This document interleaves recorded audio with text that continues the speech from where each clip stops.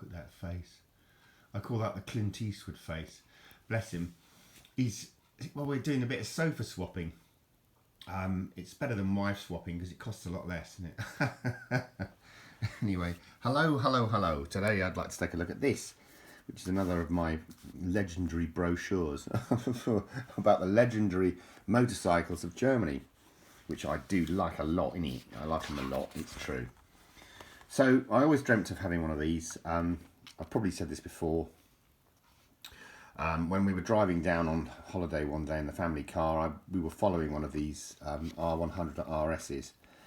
It was in red, and I just fell in love with it. I was a kid in the back seat, and I just was looking over my dad's shoulder, looking at this bike, thinking, "Wow, really? That's what I want when I grow up. I want to ride one of them." And this is what they pretty much look like behind the scenes, as it were, what the rider sees from the cockpit, you know, as it were. I just love them. I have, like, you can pause and freeze and, or in my case, freeze and pause. You've got pause as well, haven't you, mate? I've got a pause button, me, innit? But no, that was what I had. This one exactly the same, except mine was an R80. Mine wasn't the R100,000cc.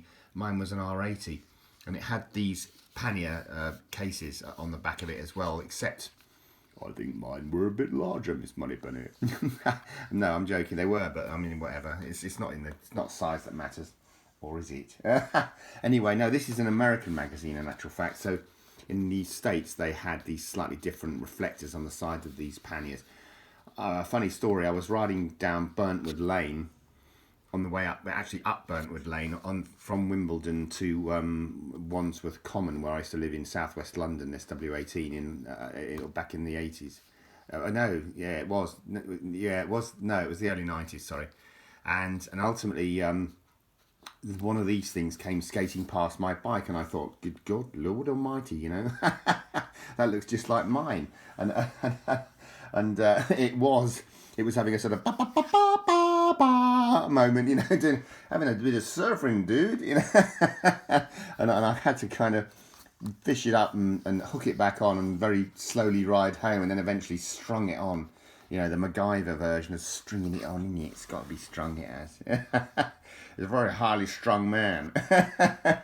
But no, these bikes are awesome. You know, they really are. They really were something. Well, they are. I mean, they're still going, I suppose. And they made this R80 GS, which was like a sort of an off-road, go anywhere you like type bike. You know, awesome. Look at that. Look at that, Squire. Very nice. Sweet. I like it a lot. As I say, this is an American brochure. I can't remember when I got it now. I think a couple of years back or something. But to remind me, you know, memories of my old bike that I had, which I lament it because I think that's the right word anyway. I just loved it to bits. Although it tried to kill me. No, well, the bike didn't, but the others did when I was on it. These are interesting, actually. These cylinders, these twin cylinder boxer engined bikes are awesome. I don't remember mine having those sorts of spark plug leads, actually. I think mine. Sorry. Well, ho. Absolute disaster. That was madness. But sorry about that. It's a shocker. Well, there you go. Probably the accident. Flashbacks to the accident that I had. But these are interesting, these cylinders, because when you put your foot down, well, you should, by all safety standards, you should cover your right foot on the right brake, right? And when you stop a bike, you should put your left foot down, so that you obviously don't fall over and look like a fool, like I did a few times. But you put your left foot down, which is the gear side. That's where the gear stick is, isn't it? Where your foot's going up and down. First, I think they had 4 speeds. You know, obviously no reverse, unless you're pushing it. But when you put your foot down, anyway, cut to the chase, man. When you put your foot down, your shins used to get bumped by these cylinders often. So I eventually bought this huge pair of boots that they went right up. They were sort of like right up to here, you know, like leather, you know, with a pad on. And of course, what I hadn't factored in was that when I wasn't with the bike, I looked an absolute idiot. So I was walking through Wimbledon Common one day with this kit on. You know, I had a leather trousers, leather jacket, and I'd left my helmet on the bike locked to it, you know, sort of thing. And these kids were just roaring laughing, and I thought, well, what are they laughing at? I was looking behind me, thinking, what's so funny, you know?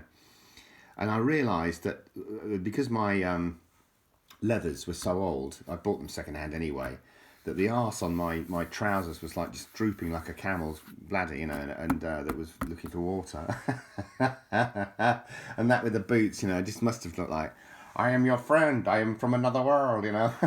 We are your friends. Whatever, how does it go? I can't do it anymore. I used to be able to do that. I can't do it. Hang on, I can do it with my right hand because my left hand was much mauled up more. There you go, like that. The Vulcan shuttle shipper. Anyway, I don't know where I'm going with this video. It's nuts, innit?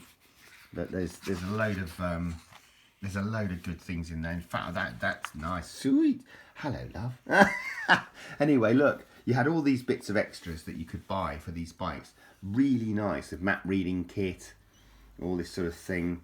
But, well, I probably didn't want the fairing in actual fact because I just thought, nah, not interested. But there you go, that's it. That's it. The legendary motorcycles of Germany. Miss Money Bunny. And, well, if I ever get the chance, I'll have another one. That's a fact. Because I like them a lot. Anyway, thanks ever so much for watching. I always appreciate it. And I'll leave you on the handsome one. That is Jimber Timber.